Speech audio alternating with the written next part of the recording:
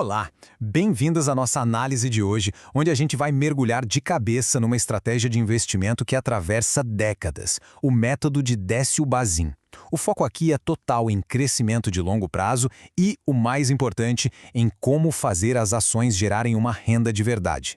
E a pergunta de $1 milhão é essa, né? Será que dá para transformar um portfólio de ações numa espécie de salário? Bom, a gente vai explorar um método que foi desenhado exatamente com essa ideia em mente. Tratar as ações não como uma aposta, mas como uma fonte de renda passiva, constante e previsível. Ok, vamos ao nosso roteiro. A gente começa com a filosofia por trás dos dividendos. Depois, vamos para a regra de ouro dos 6%.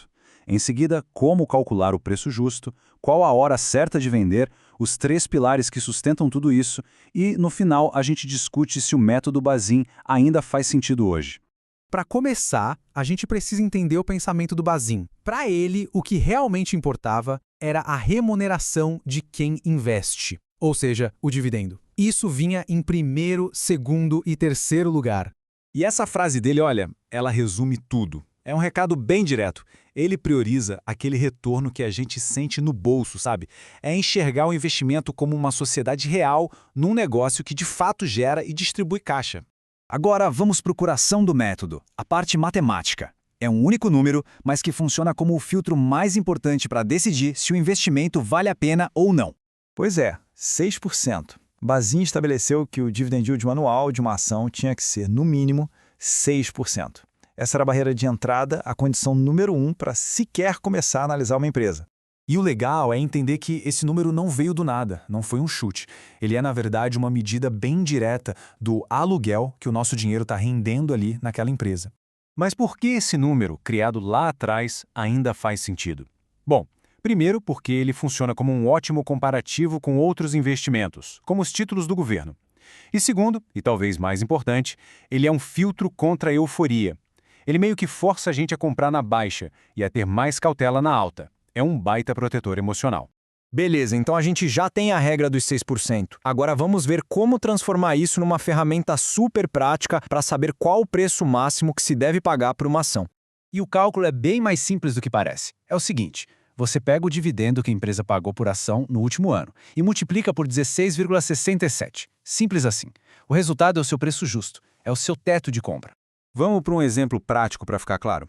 Imagina uma ação que pagou R$ 1 de dividendo. O preço justo dela seria R$ 16,67. Se no mercado ela está custando R$ 15, opa, tá barata. O método diz comprar. Agora, se ela está R$ 20, tá cara. O rendimento cai para menos de 6%. Aí a decisão é evitar. Mas nem só de compras vive quem investe. O método do Bazin também é muito claro sobre a hora de sair, de vender. Ele define regras bem objetivas para gerenciar o risco e, claro, realizar os lucros. E o primeiro sinal de venda aparece quando o preço da ação sobe tanto que o dividend yield dela cai para apenas 4%. Esse é o alarme. É o indicador de que a ação provavelmente ficou supervalorizada em relação à renda que ela gera. Então, o método diz que é hora de realizar o lucro e partir para outra. E aqui vem a parte genial da matemática por trás disso.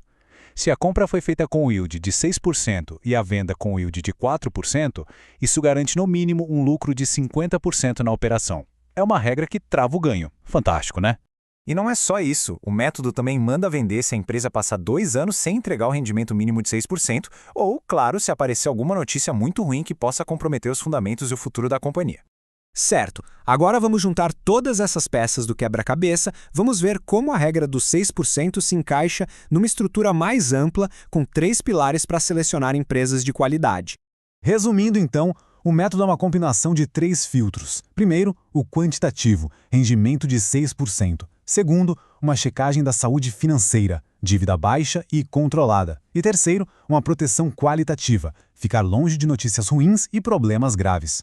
E para a gente entender bem o lugar do Bazin na história dos investimentos no Brasil, é muito interessante comparar a abordagem dele com a de outro gigante do mercado. E aqui fica claríssima a diferença. O Bazin, ele defendia um giro de carteira, uma abordagem mais ativa para otimizar o rendimento. Já o Luiz Barsi tem uma filosofia completamente diferente. A dele é de ser sócio por longo prazo, de acumular ações e raramente vender, quase como um parceiro de negócios da empresa. E isso tudo nos leva a uma reflexão final, né? O que combina mais com cada perfil? Um sistema disciplinado, quase matemático, como o do Bazin? Ou uma filosofia de parceria a longo prazo, de comprar e segurar, como o do Barsi? Uma ótima pergunta para a gente pensar.